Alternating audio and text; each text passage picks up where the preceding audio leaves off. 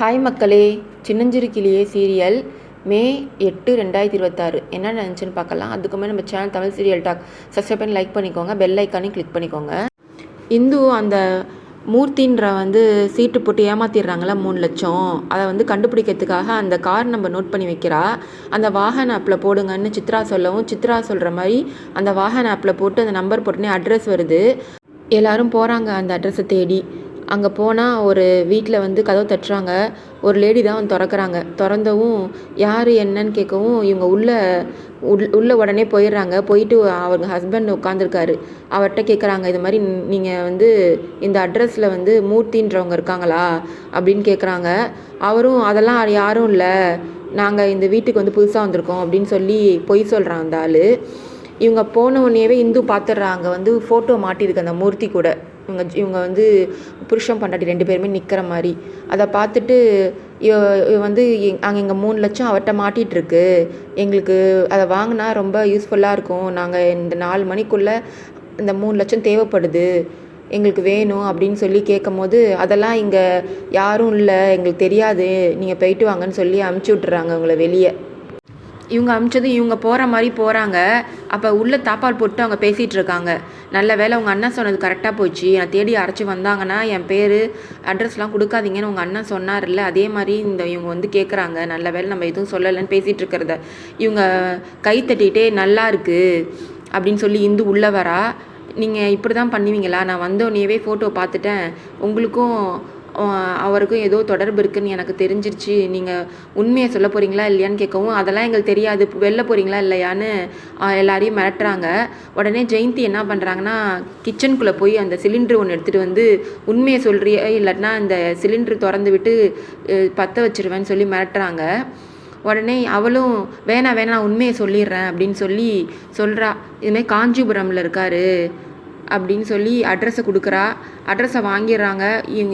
அதுக்கப்புறம் இவங்க ஃபோனெல்லாம் வாங்கிட்டு அவங்க வீட்டை பூட்டிட்டு வெளில வராங்க.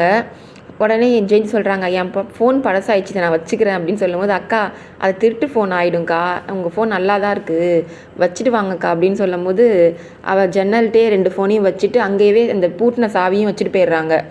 இவங்க காரில் போயிட்டுருக்காங்க காஞ்சிபுரத்துக்கு. அவனை அந்த மூர்த்தின்றவன் தேடி சீட்டு காசை ஏமாத்தினால அவனை தேடி போகிறாங்க. காரில் போயிட்டுருக்கும்போது இவ கேட்குறா, கருணா எப்படி இருக்காரு, நல்லா இருக்காளா அப்படின்னு உங்கள் அக்கா கேட்குறா, இந்துவோட அக்கா. ஆமாம், ஐசியூவில் சேர்த்துருக்கோம், அவருக்கு உடம்பு இப்போ பரவாயில்ல, நான் நேற்று தான் போய் பார்த்துட்டு வந்தேன்னு இந்து சொல்லிகிட்ருக்கா.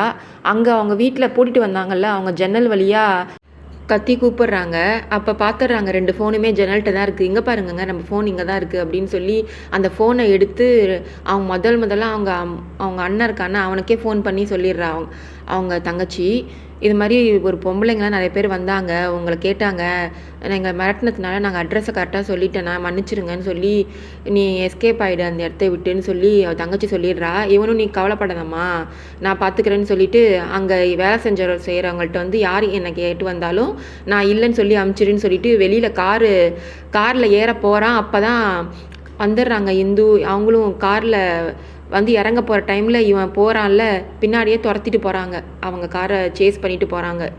இந்து சித்ராலாம் வராங்கல்ல, அந்த காரையே சேஸ் பண்ணிட்டு போகிறாங்க. அவன் முன்னாடி போகிறான், இவங்க பின்னாடி தான் போய் சேஸ் பண்ணிகிட்ருக்காங்க. எப்படியோ பிடிச்சிடுறாங்க. அவனை பிடிச்சி மரியாதையாக எங்கள் பணத்தை தெரியா இல்லையா அப்படின்னு அவனை மேட்டுறாங்க. அதெல்லாம் என்கிட்ட இல்லை காசு அப்படின்னு அவனும் சொல்கிறான். கழுத்தில் என்னென்னமோ செயின்லாம் போட்டிருக்கான், அதை கழட்டிங்க அப்படின்னு சொல்லி ஜெயந்தி சொல்லும் போது, அதெல்லாம் பந்தாவுக்கு போட்டிருக்கான், அது எல்லாமே கவரிங் தான் அப்படின்னு அவன் சொல்கிறான். அப்படியா, உங்ககிட்டேருந்து உண்மையை எப்படி வாங்கணும்னு தெரியும் அப்படின்னு சொல்லி அவனை எல்லாரும் சேர்ந்து கூப்பிட்டு போய் அவனை போலீஸ் ஸ்டேஷனில் ஒப்படைச்சிட்றாங்க. போலீஸ் அடின்னு அடித்து அவன் கேட்குறாங்க. அப்பயும் அவன் உண்மையை சொல்லாமல் தான் இருக்கான். லாஸ்ட்டாக நான் ஜெயிலுக்குள்ளே வச்சு அடிக்கிறாங்க. அப்போது அவன் உண்மையை சொல்லிடுறான் வழி தாங்க முடியாமல். நான் பணத்தை கொடுத்துட்றேன் அப்படின்னு சொல்லி ஆள் வச்சு எடுத்துகிட்டு சொல்கிறான். அப்போ போலீஸும் பணத்தை கொடுத்துட்றாரு இந்துக்கிட்ட. கான்ஸ்டபிள் சொல்கிறாரு, இந்த ஆளை அரெஸ்ட் பண்ண தெரிஞ்சு இவன்ட்ட பணத்தை ஏமாந்தவங்க எல்லாமே வந்துட்டாங்க, அவங்களும் பணத்தை கேட்குறாங்கன்னு சொல்லவும் அவங்களுக்கும் எல்லா பணத்தையும் செட்டில் பண்ணுறாங்க போலீஸு. ஃபஸ்ட்டு இந்துவுக்கு கொடுத்துட்றாங்க அவங்க 3 லட்சத்தை. இவங்க அதை வாங்கிட்டு போய் ரிஜிஸ்டர் ஆஃபீஸில் ரிஜிஸ்டர் பண்ணுறதுக்கு ரெடியாக இருக்காருல்ல, 4 மணி வரைக்கும் தானே டைம் கொடுத்துருக்காங்க அந்த ரிஜிஸ்டரு. அதனால் இவங்க டைம் கரெக்டாக போயிடுறாங்க. அங்கே 3 லட்சம் இங்கே இதில் இருக்குது, மீதி 7 லட்சத்தை வந்து 2 மாதத்தில் நான் கொடுக்குறேன் அப்படின்னு சொல்லிட்டு அந்த ரிஜிஸ்டர்கிட்ட போய் கொடுத்துட்றாங்க. உடனே அந்த திவாகரை காசை வாங்கிக்க சொல்கிறான் கிருபா. உடனே அவள் சொல்கிறா, இந்து இதில் வந்து 3 லட்சம் நீங்கள் வாங்கியிருக்கீங்கன்னு இந்த பத்திரத்தில் சைன் பண்ணி கொடுங்க அப்படின்னு சொல்கிறா கிருபா கிட்ட. இந்து சொல்லவும் திவாகர் வந்து கோவப்பட்டு, எங்கள்கிட்டே நீ சைன் கேட்குறியா அப்படின்னு அவளை அடிக்கிறதுக்கு ஓட போகிறான். திவாகர் அமைதியாக இருன்னு சொல்லிட்டு கிருபா சைன் வாங்கி போட்டு கொடுத்துட்றான் அந்த பத்திரத்தில். இவளும் அதை வாங்கிட்டு போயிடுறா. எவ்வளோ திமிர் பற்றியானா, ஒன்றுட்டே நான் சைன் கேட்டு வாங்கிட்டு போகிறாவ அப்படின்னு சொல்கிறான் திவாகர்.